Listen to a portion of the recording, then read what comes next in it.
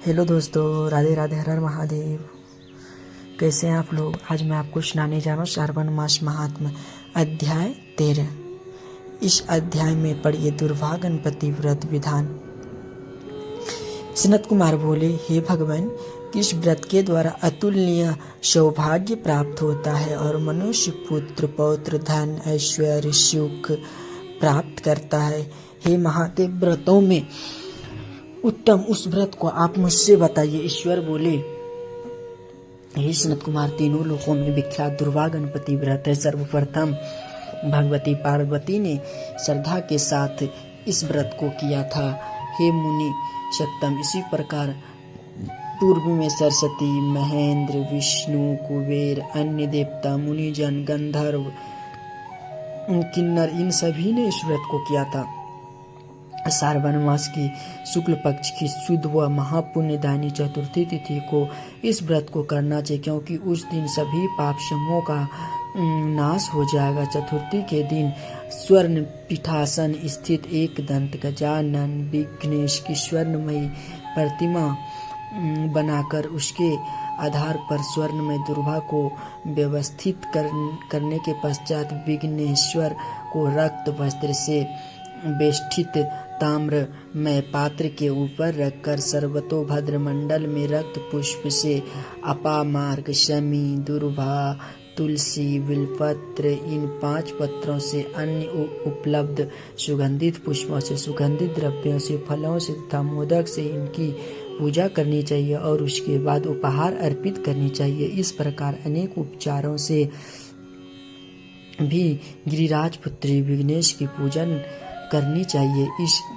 इस प्रकार का स्वर्ण निर्मित इस प्रतिमा में मैं विघ्नेश का आवाहन करता हूँ। कृपा निधि पधारे। इस स्वर्ण में सर्वोत्तम रत्न जटित सिंहासन को मैंने आसन के लिए प्रदान किया, इसीलिए विश्व के स्वामी इसे स्वीकार करे। हे उमासुत, आपको नमस्कार है। हे विश्वव्यापिन, हे सनातन, मेरे समस्त कष्टों को आप नष्ट कर दे। मैं आपको पाग्य समर्पित करता गणेश्वर देव, उमा पुत्र तथा मंगल का विधान करने वाले को यह अर्घ्य प्रदान करता हूँ। हे भगवान, आप मेरे इस अर्घ्य को स्वीकार करें। विनायक शूर तथा वर प्रदान करने वाले को नमस्कार है। नमस्कार, मैं आपको यह अर्घ्य समर्पित करता हूँ, इसे ग्रहण करें। मैंने गंगा आदि सभी तीर्थों से प्रार्थना पूर्वक यह जल प्राप्त किया। हे शूर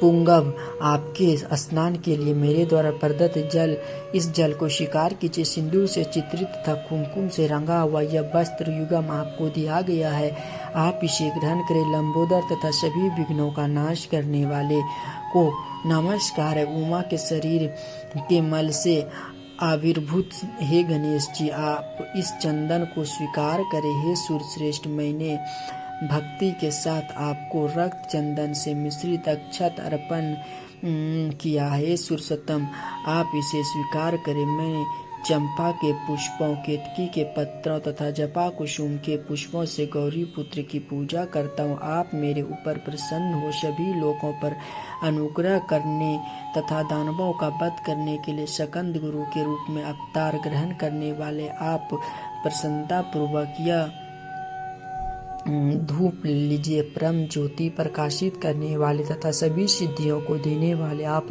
महादेव पुत्र को मैं दीप अर्पण करता हूँ, आपको नमस्कार है। इसके बाद गणनात्वा इस मंत्र से मोदक, 4 प्रकार के अन्न, पायस तथा लड्डू आदि का नैवेद्य अर्पण करें। मैं आपकी मुख शुद्धि के लिए आदर पूर्वक कपूर, इलायची तथा नागवल्ली के दल से युक्त तांबूल आपको प्रदान करता हूँ। हिरण्यगर्भ के गर्भ में स्थित अग्नि के स्वर्ण बीज को मैं दक्षिणा रूप में आपको प्रदान करता हूँ, अतः आप मुझे शांति प्रदान कीजिए। हे गणेश्वर, हे गणाध्यक्ष, हे गौरी पुत्र, हे गजानन, हे इवानन, आपकी कृपा से मेरा व्रत पूर्ण। इस प्रकार अपने सामर्थ्य के अनुसार विघ्नेश का विधिवत पूजन करके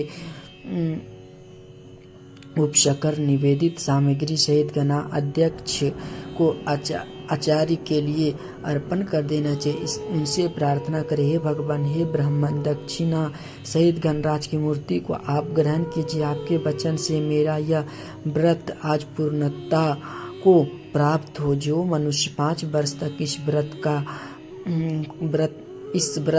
जो मनुष्य 5 वर्ष तक इस प्रकार व्रत करके उद्यापन करता है वह वांछित मनोरथों को प्राप्त करता है और देहांत के बाद शिवलोक को जाता है। अथवा 3 वर्ष तक जो इस प्रकार इस व्रत को करता है वह सभी सिद्धियों को प्राप्त करता है। जो व्यक्ति उद्यापन के बिना ही इस उत्तम व्रत को करता है, विधि के अनुसार भी किया, उसका जो कुछ किया हुआ वह सब निष्फल हो जाता है। अब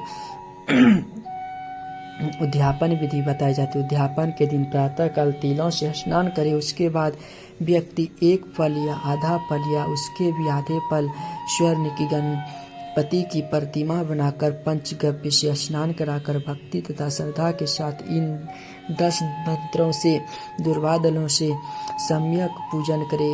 हे गणाधीश, हे उमापुत्र, हे